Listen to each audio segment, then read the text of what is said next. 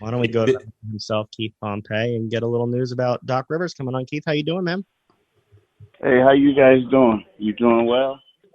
Well, apparently we're doing better because the Sixers fell into it.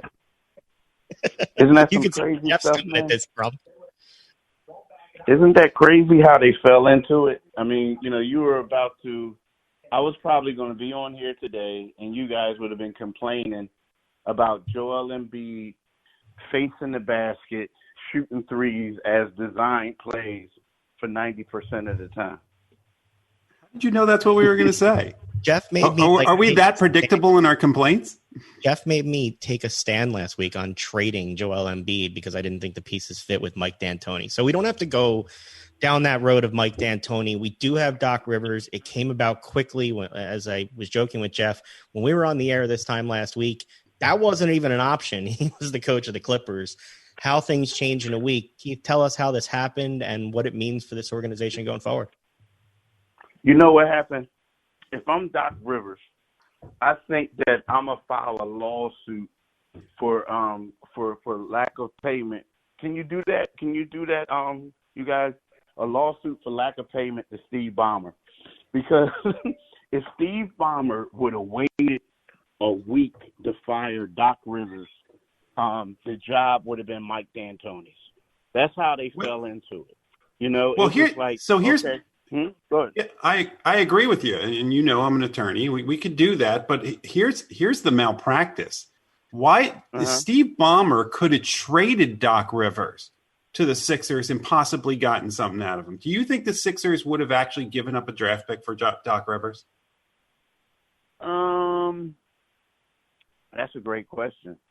I mean, that's a great question. That's a great question because you would have probably received a draft pick for him because they can't take in any more salaries, and they don't have any draft picks.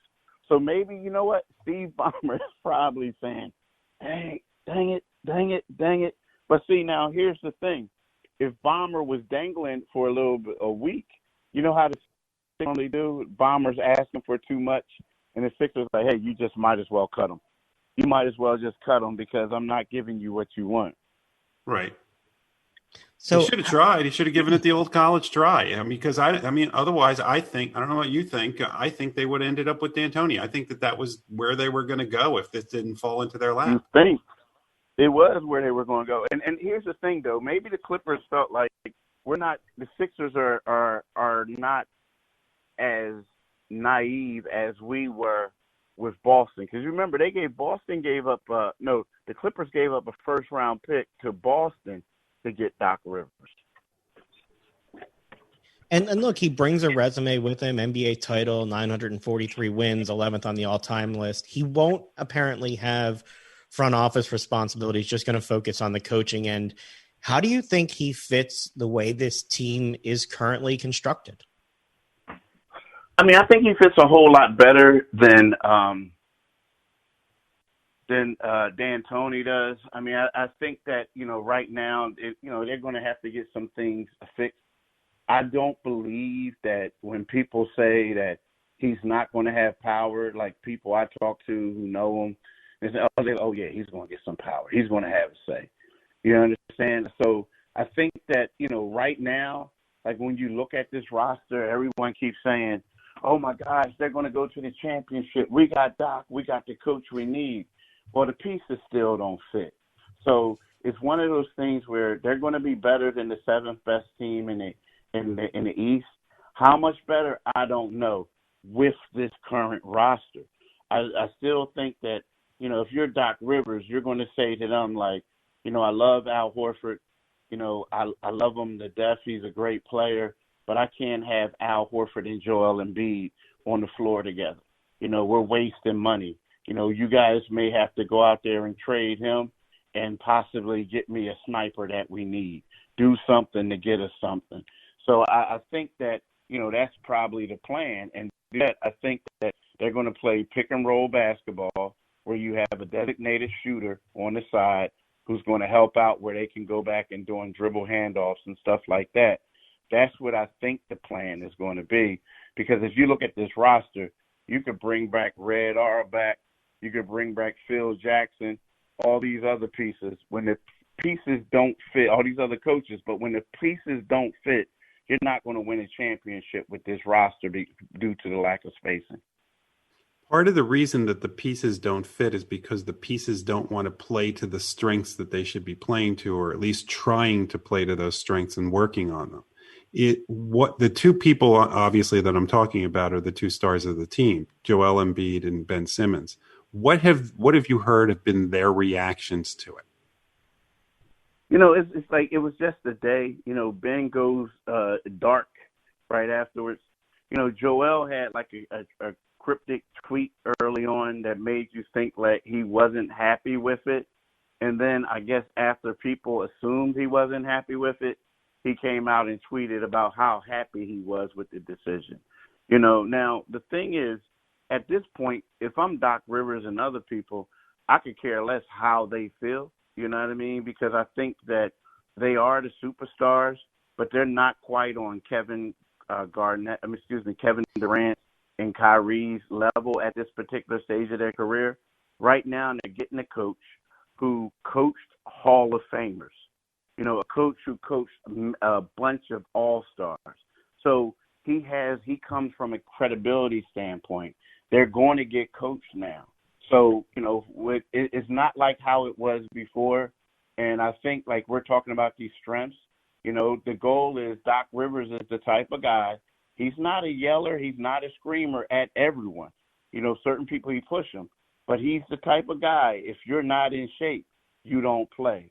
If you're not shooting the ball and you're not shooting three-pointers and you're hurting the team that way, you don't play. You understand what I'm saying? So it's one of those things where, he right now, he has 5 years. He's coming into a situation where we both know, all of us know, all three of us know, that when you get a coach like that, you're not going to take over a job where you don't have any say in situations. So with 5 years, either they're going to fire him tomorrow or they're going to have to pay him for the next 5 years. So it's going to be one of those things. If the players don't come to play, those players could be out of here or those players could be on the bench. You mentioned the players coming to play. One of the guys who he's gotten to come to play before is Tobias Harris, who had some of his best seasons, played parts of 2 seasons under Doc out with the Clippers, averaged 20 points a game, 7 rebounds, shot almost 43% from three-point range. Are we going to see a different Tobias Harris in this offense because Doc Rivers knows how to use him? Yep. You know what it is? It's funny. I was talking to someone last night about that whole Tobias situation and why did Tobias excel under Doc. And they were like, Doc was hard on Tobias. And that's why I said, you treat different players differently. And the reason why I'm hard on Tobias is because Tobias has a tendency, to disappear at times. A tendency is like, be selfless, too selfless. And what Doc would do is Doc would yell at him and scream at him and curse him out when Tobias passed up shots. Like he would call a timeout and then Tobias would walk off the court and he would just get in his face. So it got to a point where, Tobias had he wasn't like just you got the green light. It was like, no, you need to produce. And then Tobias shot 43% from free. He averaged, like you said, 20.9 points. But that was just because Doc was like, I'm going to use you. And here's the one thing, and I'm not saying this about Tobias. I'm not comparing him.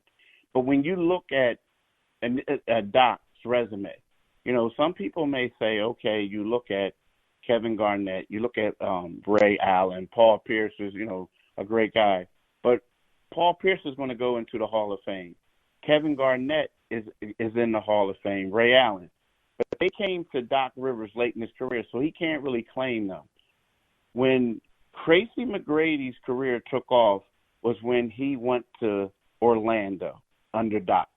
And what Doc said to him is, remember, Tracy was used to being second fiddle to Vince Carter. And what Doc said to him is, you're going to shoot.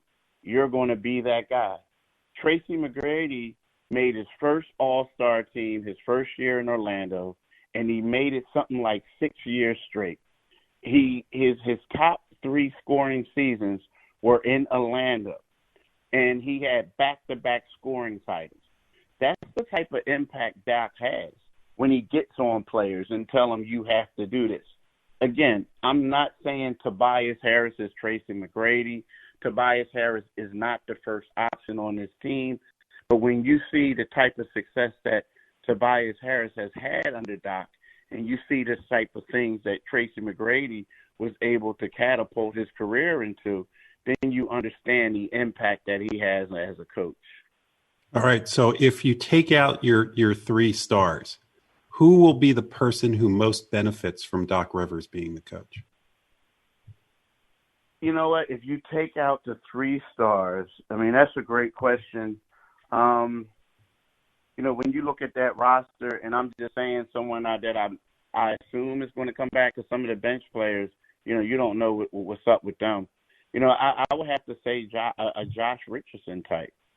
Josh Richardson is like, he the thing about it is, he's not one of the stars on the team, but he's always in attack mode. The Sixers didn't run any plays for him. But when I think of the playoffs, one of the few people who didn't quit was Josh Richardson. And I think that he's the type of guy that, Doc will depend on. Doc will say, do this, do that. And I think Josh will get better. I think he will. He's kind of like a poor man's junkyard dog. Now maybe Matisse, they'll work on Matisse. They'll work on his shooting. He'll be there.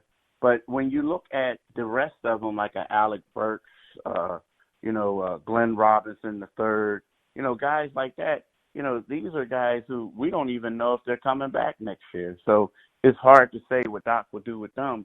But I do think that, Josh Richardson will benefit from him. Well, Keith, we will have plenty more to talk about as the situation goes forward, as he officially has press conference here. Always appreciate you taking a few minutes to hop on with us. Stay safe and have yourself a great weekend, man. All right. Thanks for having me, fellas.